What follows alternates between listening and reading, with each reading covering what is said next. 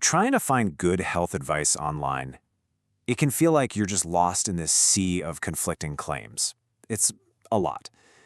So today, we're going to pull back the curtain on one huge health website to see exactly how they build their authority, and more importantly, what you might be missing. I mean, we've all been there, right? It's maybe late at night, you're staring at that search bar, you type in a symptom, and bam, a flood of information just rushes back at you. But who's actually behind it? What makes one website more trustworthy than another? So to get to the bottom of this, we're going to do a little deconstruction using a real-world example. First, we'll introduce our case study, a website that's literally just called Health. Then, we'll dive into their playbook for how they earn your trust. After that, we'll look at the actual people writing the articles. And you're going to want to stick around because at the very end, we're going to reveal the single most important sentence on their entire site. Trust me, it's not what you think it is. Okay, so let's dive right in. What exactly is this website that we're putting under the microscope? As I said, our case study is this massive online resource that's simply named Health. So right on their About Us page, Health calls itself an award-winning online resource. And listen to these words they use: empathetic, trustworthy, and actionable. I mean, that's no accident, right? That language is carefully designed to make you feel safe and confident from the second you land on their page. And get this, we are not talking about some small-time blog here.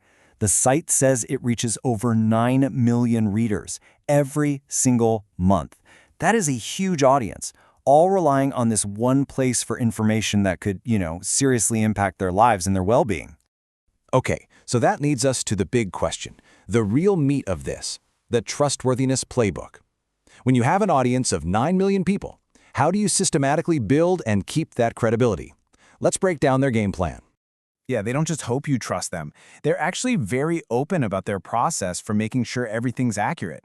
They lay out this whole framework to make you feel totally reassured that what you're reading is the real deal. So here's their strategy, boiled down to what they call their 3 pillars. They say they use seasoned health journalists, credentialed medical professionals, and then a final layer of thorough fact-checkers. I mean, on paper, that sounds like a fortress of accuracy, doesn't it? What could possibly go wrong?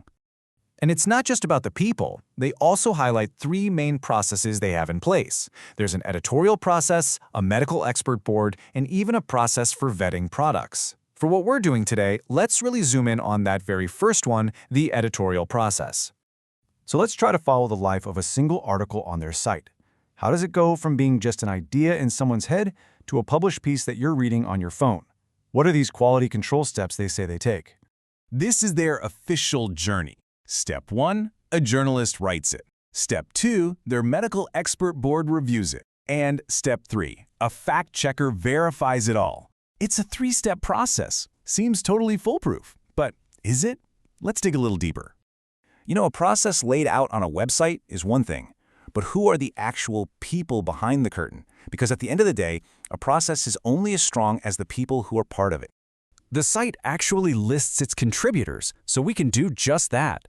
Let's pick one of these seasoned journalists and put a face to the name to see who is actually creating this content we're supposed to trust.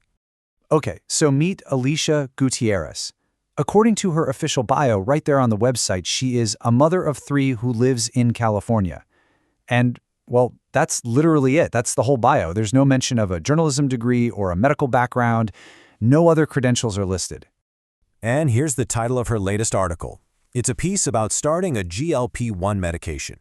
Now, this is a pretty serious medical topic, so just to be clear, we have an author with no stated medical or journalistic expertise writing an article about a complex prescription drug. So, we have the official process, and we have the people behind the process. But all of this brings us to what might just be the most critical piece of this entire puzzle, the fine print. Think about it.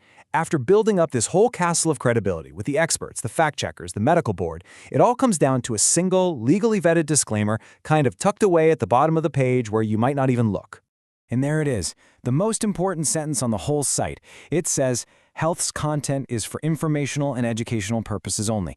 Our website is not intended to be a substitute for professional medical advice. Whoa. I mean, that one sentence basically changes everything, doesn't it? It fundamentally reframes their entire promise to you, the reader. So what's the point of all this? Look, the idea isn't to just throw up your hands and say, well, I guess I can't trust anything online. It's about arming yourself with a more critical eye, a better framework for looking at everything you read. Think of this as your new personal checklist for any health site you visit from now on. It's super simple. Just ask yourself, what are they saying their mission is? What's their so-called review process?